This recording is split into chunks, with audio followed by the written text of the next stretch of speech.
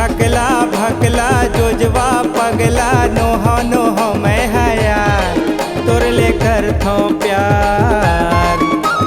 पहली ते तोल फिर मुंह खोल, पहली ते तोल फिर मुंह खोल, ठोकिन तो धीरे धीरे बोल। हाँ, गजरा गजरा तोर पर सजना नहीं समझते मोर यार।